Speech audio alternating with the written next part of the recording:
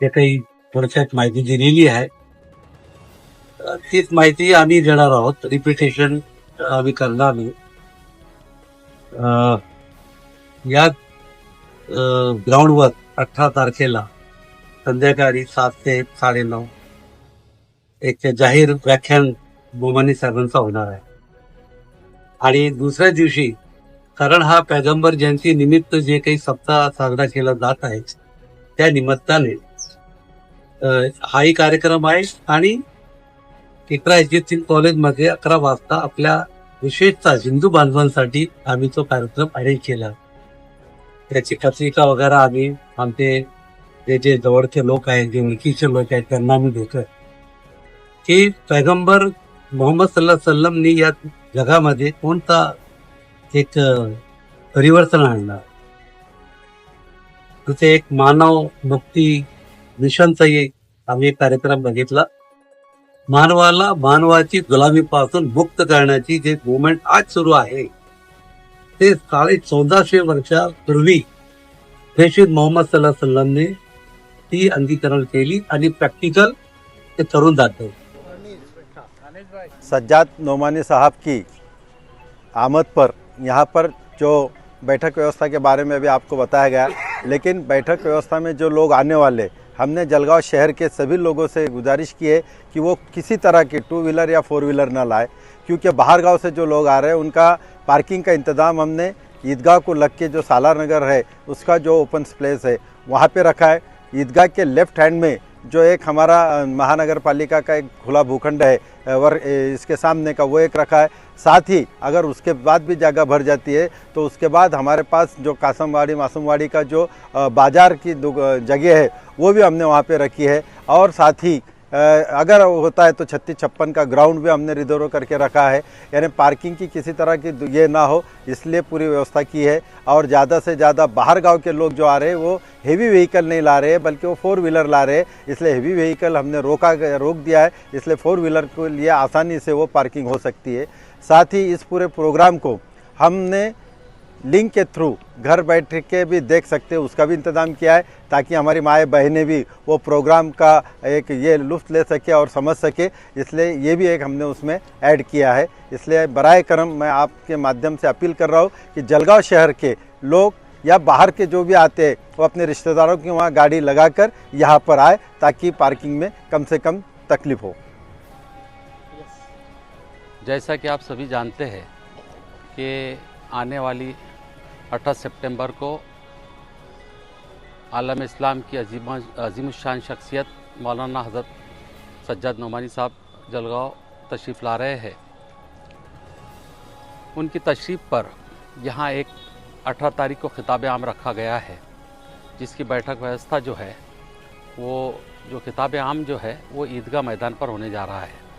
यहाँ तकरीबन एक वक्त में 25,000 लोग जो है वो ज़मीन पर बैठकर वो उनका जो है खिताब सुनेंगे और आप जो है हज़रत मौलाना खिताब फरमाएंगे. इसी के साथ बाहर के रोड पर अजंता चौफुली की साइड से और वर्कशॉप की साइड से वो वक्त देखकर अगर ज़रूरत पड़ती है तो हमने उस ताल्लुक़ से भी परमिशन लिए भी है कि वक्त के हिसाब से रास्ता बंद करके वहाँ पे भी बैठक व्यवस्था की जाएगी. बाहर के जो लोग जिनको आवाज़ का भी मसला आएगा, और आवाज़ के साथ साथ अभी टेक्नोलॉजी के इलेक्ट्रॉनिक मीडिया के हिसाब से LED का भी हमने यहाँ पे इंतज़ाम किया हुआ है, ताकि सब लोग जो है मौलाना की बात अच्छी तरह से सुन सकें. बिस्मिल्लाहिर्रहमानिर्रहीम. मौलाना सज्जाद नोमानी साहब का 18 और 19 तारीख का जो दौरा है, मौलाना तकरीबन 10 साल के बाद में जलगांव उनकी आमद हो रही है. इसके पहले 2014 में जो मुस्लिम पर्सनल बोर्ड का इजलास हुआ था, मौलाना मुस्लिम पर्सनल बोर्ड के जो अध्यक्ष मौलाना राबे हसन नदवी, उनकी अध्यक्षता में इसी ग्राउंड में खिताब आम हुआ था. और उसके बाद में मौलाना 10 साल के बाद में यहाँ तशरीफ़ ला रहे हैं. 18 तारीख के नियोजन के बारे में तो अजीज़ सालार साहब, फारूक शेख साहब ने आपके सामने बात रखी. और दूसरा मैं उसमें एक ऐड करना चाहता हूँ 18 तारीख के इसमें कि पिछले दिनों 2 दिन पहले शांतता कमेटी की मीटिंग हुई मंगलम हॉल में, उसमें करीम अंकल भी थे। तो डीवाईएसपी ने खुद उनकी स्पीच में कहा था कि ये जो रोड है अजंता चौक फुली से लेकर तो हम नेरी नाके तक, इसमें जिस तरीके से ईद के दिन ट्रैफिक को बंद किया जाता है उसी तरीके से हम करने की कोशिश करेंगे, ऐसा उन्होंने उनकी स्पीच में कहा था। 19 तारीख के दिन जो है एक बैठक व्यवस्था की गई है दोपहर में 11 बजे, जो हमारे हमवतन भाई है उनके लिए, कि प्रेषित मोहम्मद सल्लल्लाहु अलैहि वसल्लम के बारे में जानने के लिए वो एक बैठक रखी गई है। जो भी हमारे हमवतन भाइयों की क्यूरी है या उनकी समझ में कुछ बातें इस्लाम के ताल्लुक़ से नहीं आती है या मानवता के बारे में मौलाना उनके सामने बात रखेंगे। तो मेरा आपके माध्यम से ये आह्वान है कि जो भी हमारे हमवतन भाई है, गैर मुस्लिम भाई है, वो आए और वो चर्चा सत्र में हिस्सा ले। एच.जे. थीम कॉलेज मेहरून जलगांव दोपहर में 11 बजे। बिस्मिल्लाहिर्रहमानिर्रहीम।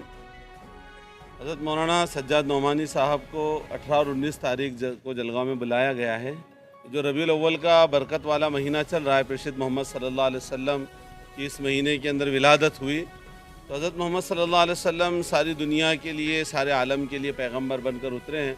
उनकी तालीमात और उन्होंने जो दुनिया को सिखाया, समझाया और अल्लाह तबारक व तआला का, ऊपर वाले का तारुफ फरमाया, तो चूँकि ये महीने के अंदर बहुत से प्रोग्राम होते हैं, तो हमारे भी जहन में जो सीरत कमेटी हमने भी ये सोचकर इस प्रोग्राम को मुनक़िद किया कि हज़रत मोहम्मद सल्लल्लाहु अलैहि वसल्लम की तालीमात सारी दुनिया के सामने आए। तो इसलिए हज़रत मौलाना सज्जाद नोमानी साहब को बुलाए हैं। 18 सितंबर को रात में 7 बजे से ईदगाह मैदान के अंदर खिताब आम होगा, जिसमें तकरीबन 20 से 25 हज़ार लोगों के आने की उम्मीद है। 2-4 ज़िलों से, अतराफ़ से, पूरे ज़िले से भी लोग आएंगे। इसी तरह 19 सितंबर को हमारे हम वतन भाई, हिंदू भाइयों के लिए भी हमने प्रोग्राम रखे हैं, जो इकरा एच.जे. थीम कॉलेज मेहरून जलगांव के अंदर सुबह 11 बजे से 2 बजे के 1 बजे के दरमियान होगा। उसमें हमने सब हमारे हिंदू भाइयों को बुलाया है। उसमें हमारा मकसद ये है कि जो मज़हब के ताल्लुक़ से, प्रेषित मोहम्मद सल्लल्लाहु अलैहि वसल्लम के ताल्लुक़ से जो लोगों को उनकी ज़िंदगी की मालूमात नहीं है, तो मालूमात उनके सामने रखी जाए। कुछ गलत फहमियाँ हो सकती हैं, वो भी उससे दूर होंगी, और पैगम्बर मोहम्मद सल्लल्लाहु अलैहि वसल्लम की तालीमात का इल्म होगा तो उनसे मोहब्बत भी पैदा होगी, उनकी तालीमात सामने आएंगी। इस विषय के और इस ताल्लुक़ से हमने ये प्रोग्राम रखा।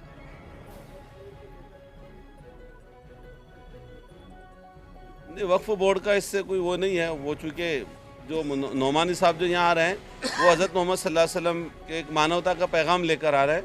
वक्फ बोर्ड से इस प्रोग्राम का कोई लेना देना नहीं है।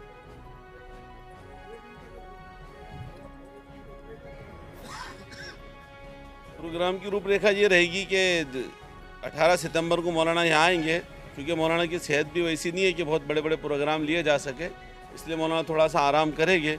उसके बाद रात में 7 बजे 2 घंटे का प्रोग्राम हमारा, 2 से 3 घंटे का, उसमें 25 से 30 हज़ार की जो संख्या रहेंगी उनको मौलाना संबोधित करेंगे। उसके बाद तो मौलाना आराम करेंगे। फिर 19 सितंबर को जो प्रोग्राम होगा इकरा एच.जे. थीम कॉलेज मेहरून जलगांव में, तो वो भी 1.5 से 2 घंटे का प्रोग्राम होगा। उसमें हमारे हिंदू भाइयों को हमने बुलाए हैं उसके अंदर।